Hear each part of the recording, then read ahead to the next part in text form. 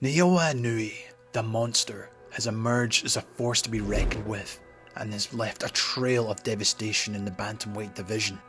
Majority decision against Russian. Left-right combination! Got into from Inoue. This is a fearsome flurry, and he's done.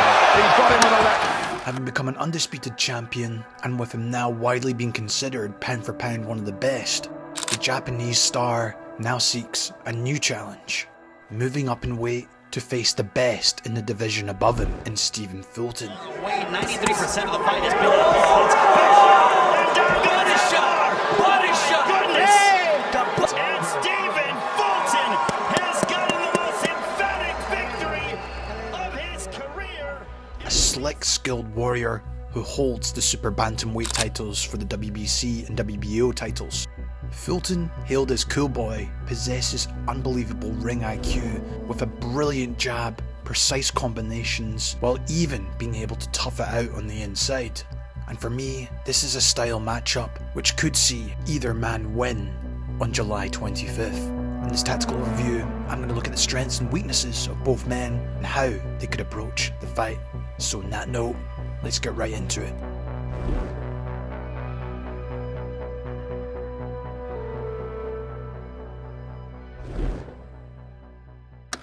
Let's start off with the monster, who of course will be the challenger in this upcoming fight, and Naoya will be looking for a world title in his 4th weight division, following the likes of Canelo, Chocolatito, Ioka and his idol Nonito Donaire, who he beat twice. But instead of taking up a tune-up fight to adapt to the extra pounds, Inoue is jumping straight in with arguably the very best in the division, and for that reason, you have to admire Inoue's willingness to add further to his greatness so far. However, this style matchup with Fulton is something we are yet to see him face, and there could be some pros and negatives to this. Ever since winning the World Boxing Super Series in 2019 versus Donaire, the KOs have continued for the monster.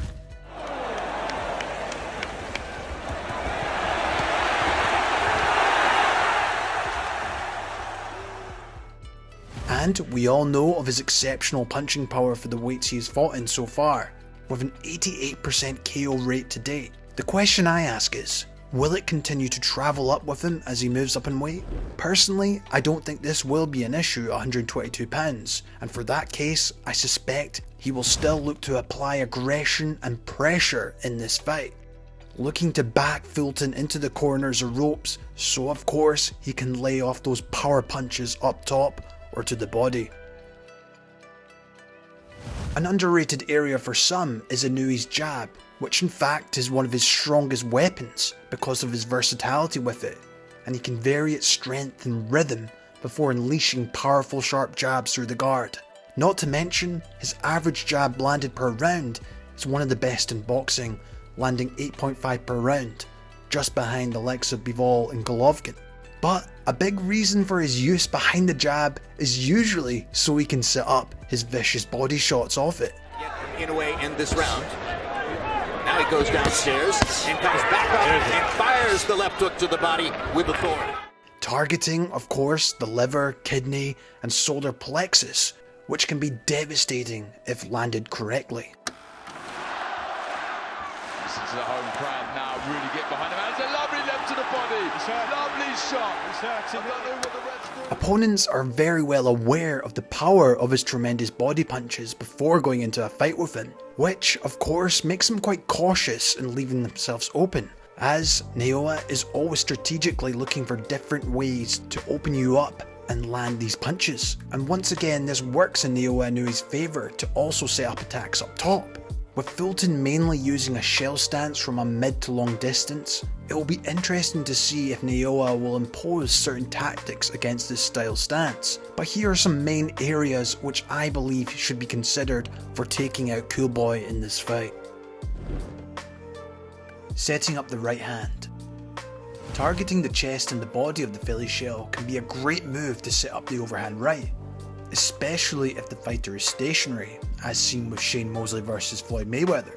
And Inoue's overhand and straight right can be extremely lethal, and this could be a good tactic to set up Fulton by going to the body then up top. Sometimes Fulton does stand his ground, and move back in straight lines.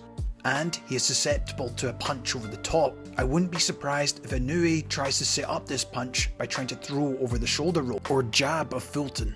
But at the same time, you'll need to be very careful of Fulton's own counters here. Targeting the changing guard. Another area I think Inoue can take advantage of Fulton is when he changes to his high guard. And personally, I think this will suit Inoue to target the body in these moments. And this is something we have seen him do in the past. However, he needs to try and make Fulton cover up like this in the first place by consistently attacking up top, so this can present itself later in the fight. And as much as Fulton is a slick fighter who fights best as an outboxer, he can get drawn to a battle on the inside, and could leave an opening if he decides to trade with Inoue up close, as much as I think this is a dangerous move for Fulton to do. Changing tactics. If Inoue does seem to struggle with the size against Fulton, I wouldn't be surprised if we see him resort to fighting on the back foot, utilising his footwork, rhythm, jab and counter-punching from mid-range. And this is something Inoue has done in the past against many opponents, waiting for them to commit before using quick lateral movement and unleashing vicious counter left hooks or check hooks, only to leave his opponents on the canvas. And I believe he will be ready to fight this way if Fulton is able to keep him at bay or even push him back. Pressure and volume. We all know the Monster is a terrific combination puncher, especially when he has his opponents up against the ropes and stationary. And Fulton at times does like to sit in the pocket and try and counter and trade with you sometimes. However, personally I think when given the opportunity, Inoue should try his best to get off his quick combinations, and of course intelligently, body to head, head to body. Another area which he should be cautious but prepared to do is close the distance in this fight, and while aiming to get close to Fulton, he needs to try and nullify his reach advantage and preventing him from comfortably using his boxing skills. While a mid-range Inoue is most deadly, however fighting on the inside is not entirely his fortitude. And I wouldn't be surprised if we see Fulton look to rough him up as I said, and with that being the case, Inoue can be very good at just taking a step back and look to counter with the left hook. Changing the angle.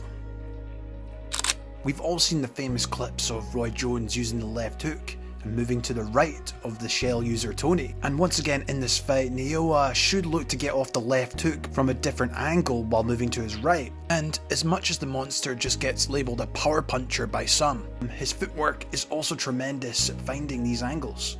By alternating between the head and body shots, it could very well keep Fulton guessing and create openings. And now let's look at Stephen Fulton and what he will need to do come fight night. You can make the argument that Fulton is one of the least appreciated world champions in the sport today. However, jumping in with a pound for pound top 3 fighter like the Monster is exactly what it will take for him to be put on the same level as the other top American fighters, and even the world.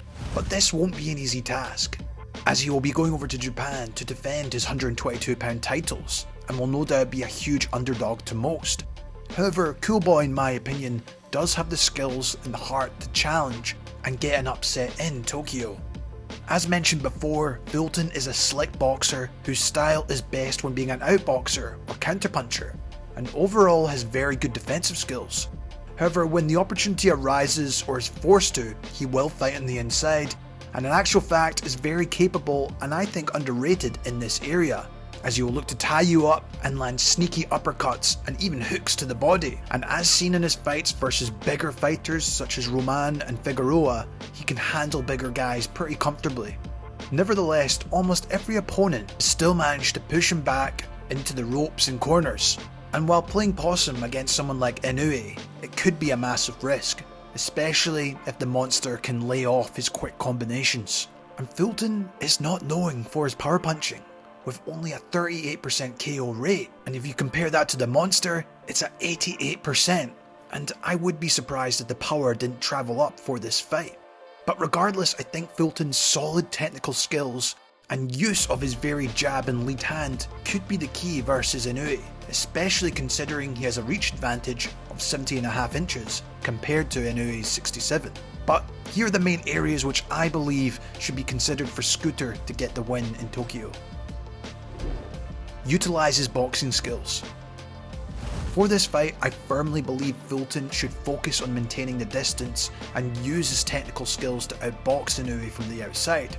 Personally, I don't think it would be a wise decision to trade with Inoue, as this will work in the Japanese star's favour.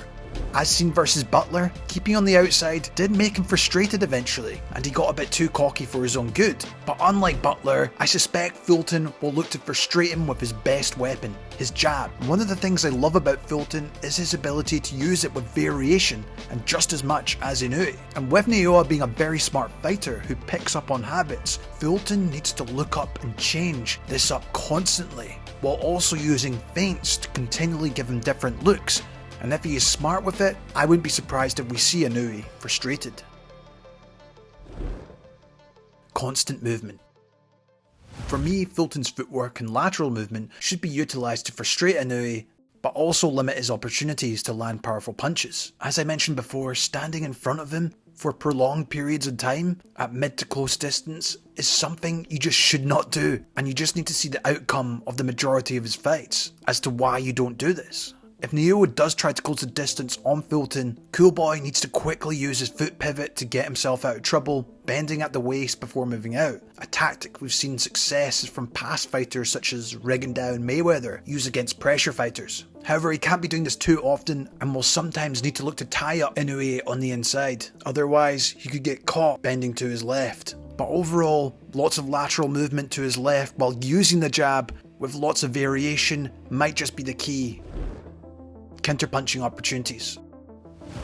Finally, and maybe the most important way Fulton can gain some respect, is to look for openings when Inoue overcommits his attacks. When Naoya starts pushing forward and turns to his more aggressive style approach, he sometimes leaves himself open to counterpunches, especially when he throws those powerful hooks. Fulton's overall counterpunching is fantastic. Due to his outpuncher style of using the jab, it will eventually frustrate his competitor and make them overcommit to try and land a big shot on him. And Scooter, for the most part, always looks to land that counter left hook or right uppercut as they come into distance. However, there is always the risk this could open Stephen up himself. The good old saying goes, never hook with a hooker. He needs to be extremely disciplined and know when to beat Inoue to the punch and use defensive actions in those situations. Otherwise, don't be surprised if he gets caught. There's always something very special about unification fights, especially when a fighter dares to move up in weight. Both men, in my opinion, deserve massive respect for taking this fight. Naoya Inoue, of course, challenging the best in his new weight division, while Fulton deserves admiration for defending his belts in the Lion's Den against one of the most feared fighters on the planet. And if he can fully utilise his diverse boxing skills and frustrate the relentless monster, he might just be able to pull off the unexpected. However, in my opinion, Inoue holds the slight advantage heading into this clash. While Fulton's slick style poses challenges for any fighter, the lack of power in his punches is a concern for me, and sooner or later, the monster's relentless pursuit will make its presence felt. Regardless of the outcome, one thing is for certain: this is a clash of two contrasting styles, which will make it a captivating watch, no matter the outcome. I'd love to hear your thoughts on the fight.